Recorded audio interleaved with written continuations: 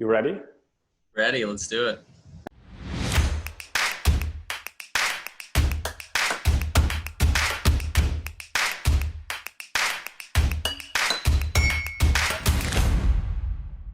Hello guys, this is Vovik, and today my guest is Patrick from Nerdwise company.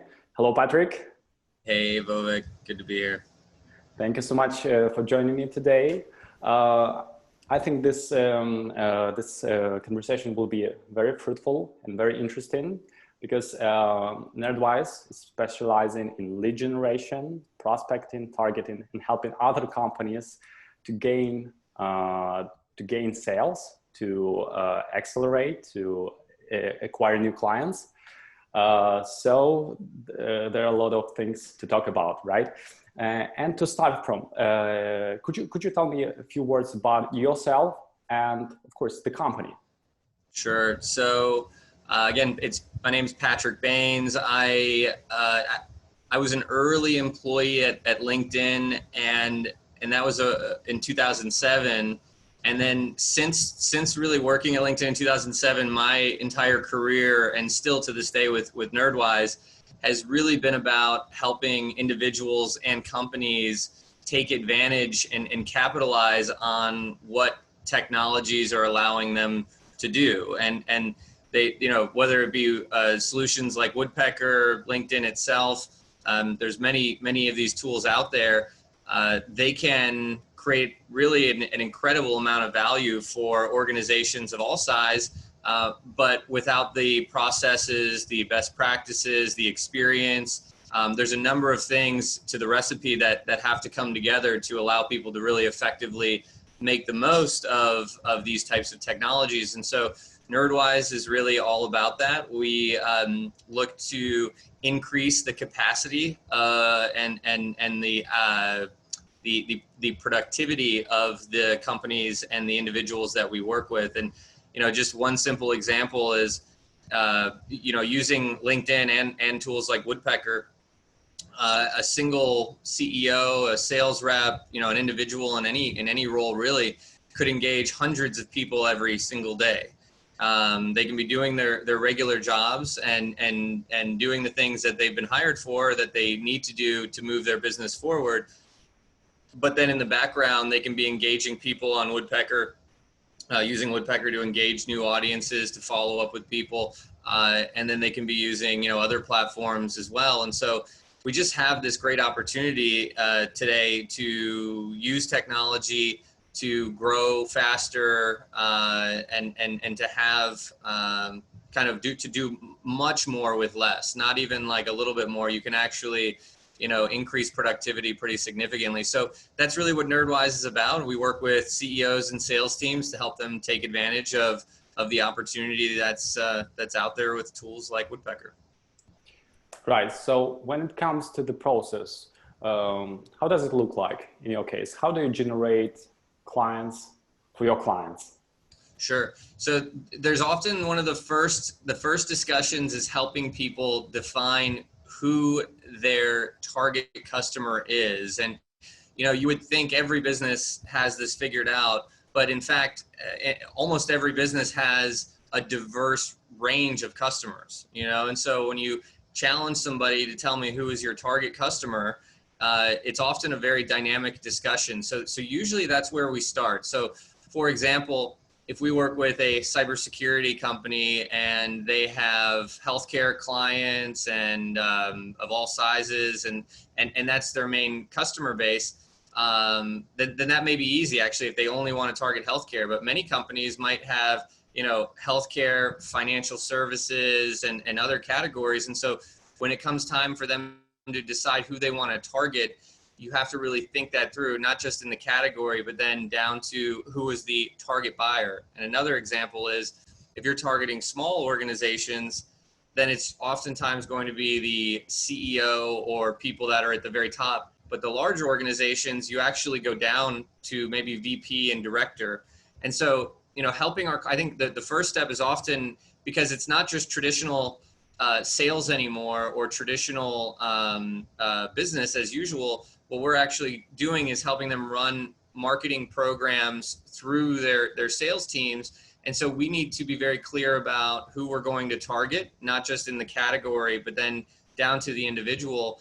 And then we need to know that and monitor that that's actually performing the way that we expected it to. And if it's not, we need to either adjust the some portion of the recipe, whether it be the messaging or the audience. But that's usually the beginning part of the process, is helping them define, you know, 1, 2, or 3 kind of priorities in the marketplace that they want to go after.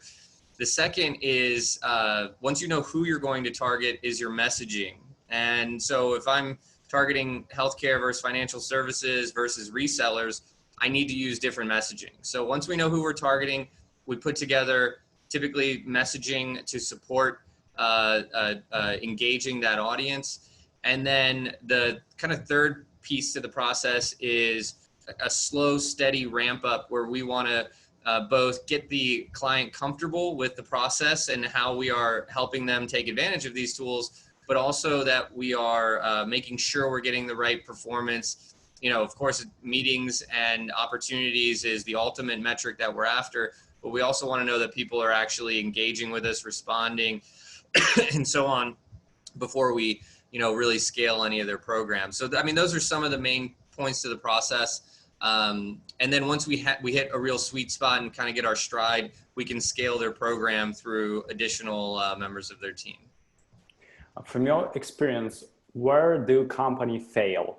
On the targeting stage, they mistarget leads or prospects, or messaging goes bad? Yeah, it's both, and I think, again, it starts with targeting, but the even ahead of targeting, particularly in times like right now with COVID going on, people have to think more critically about what their value proposition is, and that, you know, even comes to a degree before targeting, and you hope that every business has that figured out. But then COVID happens, and suddenly your business is a little bit different than it was, you know, 6 months ago. And so I'll give you an example. We have a client that has a video learning platform, and they thought it would be a great, their business is built on it being a training platform, but it's also something that can be used for marketing. And so when before we got started with them, I said, guys, you know, people aren't really going to take action as much right now around internal training and development, because it's kind of not to say it's not necessary, it's certainly critical and it's important with COVID, but if you have something that can be used as a marketing tool that can help people grow their business right now, can help them generate more leads, that's number one for everybody during this time.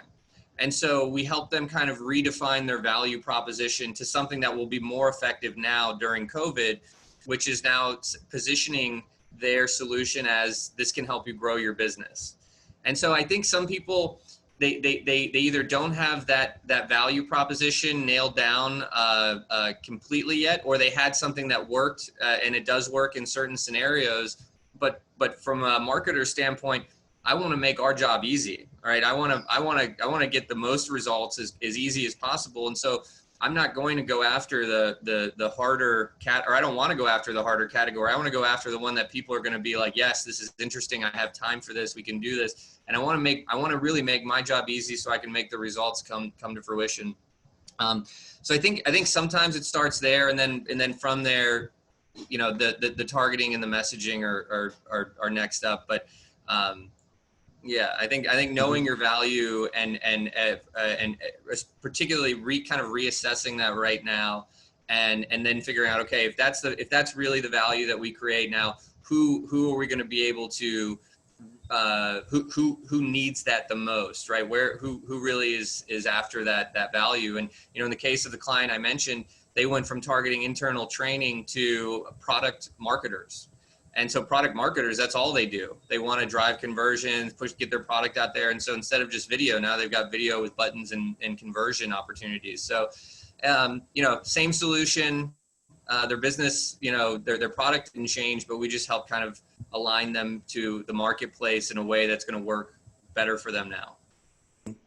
All right. So that's about targeting. Few words about prospecting. Yeah, because that's basically also your specialty. Yeah. How should people and where should people prospect? Because in Woodpecker, sometimes we have maybe a problem, or our users have a problem. They do not know where to find prospects, people they can reach out to. So can you give some directions Yeah. where we can go to find our targeted potential clients? Yeah. Yeah, it's an important question. So when you know who you want to go after, and again, it starts by, knowing who it is, because it's not going to be the same source for every target audience. And I'll give you a couple of examples, but LinkedIn is the largest professional database in the world and can be a great source for finding most people and the most up-to-date information on most people. But if you're targeting healthcare and doctors, particularly like the specialty medical around chiropractors and the folks that fall into the family physicians, or if it's school systems and educational categories, some of those are going to be better suited by other sources, other databases, right? So maybe it's better for you in those cases to go regionally and find the websites for the healthcare providers and source it from their website. But generally speaking, LinkedIn's a fantastic resource. I do think that there's databases out there, there's of course ZoomInfo and some of those others that you can use to pull lists. We're big fans of Upwork, and if you know who you want to target and you can identify that source, which could be LinkedIn, the folks at Upwork are very great. I think it's really the whole world. You can hire anybody on Upwork, but they're great at going out, researching, finding contact information. Some of them will validate it for you. But it really depends on who you're targeting and then where that most accurate information for that audience really lives. And then there is some things that we don't do ourselves. We do quality assurance around it, and we make sure that our clients get the most accurate and up-to-date information, and that everything has been validated. But you really want to find a partner who can not just get you lists, but can also ensure the quality of those lists. So that way you are getting the most, you don't want bad email addresses, you don't want bad phone numbers, you don't want incomplete information. And so that's all very important. So I think finding a good partner is important there. But yeah, depends on who you're targeting, and I think LinkedIn's a great resource. But at the end of the day, I don't think that you, the client, the person, should ever be the one doing the work sourcing their lists. I think you need to know who you want to target, know where they live, and then have a partner that can help you garnish that information and build your prospect databases when you need them. I have another example. We have a client who does NetSuite implementations, and he can only work with people who use NetSuite. And so we have to go out and identify who's using NetSuite. And so maybe we're using NetSuite user groups, NetSuite communities. We're looking on LinkedIn for people who identify themselves as NetSuite administrators, those types of things. So, again, it just depends on who you're targeting, and then where do they live online, and then having the right partner to gather that information for you. Okay. Now, when it comes to messaging, emails, yeah, that's Woodpecker part. Do you have any tips that really work for you when it comes to getting open rates, getting response rates, and of course to make people interested in what you're offering? Like top tips you have from your experience. Yeah, of course, it starts with the subject line and the open rates, right? If you're not getting 50, 60% open rates, and then you're not going to get very high response and engagement rates. So you need to make sure that subject line is effective. And one thing that we always do is customize the subject line for every single recipient. And so it's going to have the person's company name in it. It's going to have perhaps their first and last name in it. And then just one or two words of value. So for example, I mentioned the learning platform we work with that wanted to do something around training, and we helped them talk about it being more of a sales and marketing tool. So their subject line is around adding clients or increasing conversions, increasing sales. And so it's got enough value to get somebody's attention, and then it's customized so they clearly know the emails for them. The second tip here is, you have to have messaging that is authentic and person to person. And it's very easy to write marketing language, right? Everybody wants to write the perfect email and have it show all the value and have all this information. And it's actually easy to kind of go off on the creative journey and start writing up all this language. It's very hard to write a person-to-person email at scale. And so that's kind of the next part, is how can we create personal emails? And I think one of the top tips in there is, you never want to go too long with your email. It shouldn't be more than 3 or 4 sentences, should never have more than one call to action. And so, you need to have very, quick, easy to read emails, where somebody can go, hey, this looks like somebody stopped and wrote this email to me. We like to use a very specific call to action, which helps. So asking someone for a specific time, like, hey, can you speak with me at Thursday at 2 p.m. for 10 minutes? So then they think, wow, this person's really asking me about, so it looks like they stopped and wrote it. The second thing we do on there is an immediate follow-up 24 hours later. And that will resurface your email to the top of their inbox, and they'll go, whoa, this person's actually coming back around, that they're real, versus waiting 3 or 4 days where they don't even remember the first contact touch point. And I think the last part to this, which is kind of like the ascension among everything, and we at Nerdwise bring this into all of our clients, is how you can create awareness and interest, which can happen on some original touch points. But also we encourage, and this is where I mentioned we integrate LinkedIn into our process. We want, for the people who don't take a meeting but that reply, we want our clients to be building out their LinkedIn connections during their program as much as possible. We want them engaging on LinkedIn. We provide weekly reporting that sends them to the LinkedIn profiles of the people that they're prospecting, and we encourage them to reach out and connect. And if you can just if you think about it over time, you start engaging just a few people, and then 6 months later, 3 months later, a year later, you've now added 200, 300 of your target customers on LinkedIn. And we do something, remarketing, but we do multi-channel remarketing. And so anybody that we engage, we will go back around and do a check back with if they don't respond. And so 60 days later, 90 days later, if you got some good quality engagements, and you did connect with some people on LinkedIn, and they're seeing your content, they saw your earlier emails, you're retargeting your website traffic, meaning you've got retargeting happening on LinkedIn and Facebook. And Vovik, if you've been on the Nerdwise website, you'll see our ads everywhere you go now. And so the remarketing aspect is how you can, as over time, as you're nurturing all of these prospects that you're engaging with, both through LinkedIn connections, through advertising retargeting, and then when we come back around 60 or 90 days later and we do a check back to see if it's a better time for them to have a conversation, they now have a much higher level of awareness of our service or our client service. And so then we drive, and I've seen on our check back emails 16 and 20% reply rates. And so you get, when you have that level of awareness, the results follow. Okay, that's really interesting. I don't know, do we have a time or not? But the last question I wanted to ask regarding this, what you already mentioned, advertising. How does this advertising work?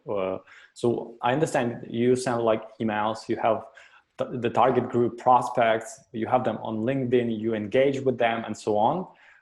How does this advertising work when it comes to retargeting?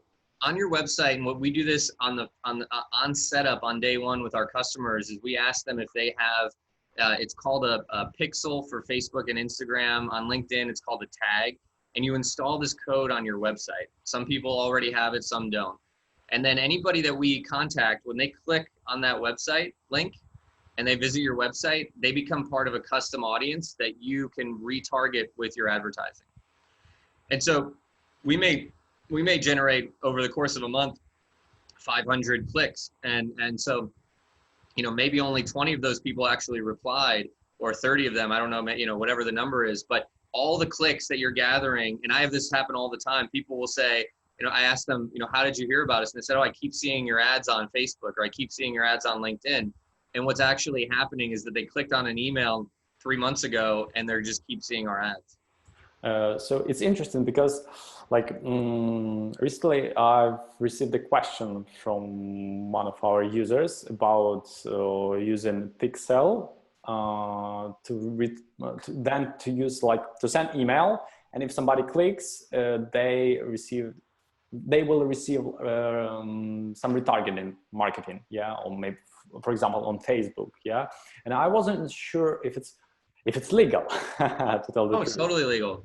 Yeah. So could you tell a few words, because that's a really interesting approach, and if it's legal, if it works, yeah, let me know, because it's incredibly legal. It's incredibly legal, and I mean, using it for email marketing is creative, right? So a lot of advertisers are advertising aggressively on Facebook or on LinkedIn when they're spending dollars advertising. They're spending large budgets. They're retargeting everybody that engages with their ads. So when you click on their ad, you now see their ad everywhere. But what we're doing is we're not actually going out and doing that level of aggressive advertising. In some cases we do, but what we're doing is we are only retargeting our website traffic. And so we're spending a low budget. LinkedIn, it's $10 a day. Facebook, it might be 5 to 10. And that $5 to $10 a day will keep you in front of a few hundred people every single day. Mm-hmm. And so that's all you need from a retargeting standpoint. It's completely legal. My logic was like, I was thinking about this.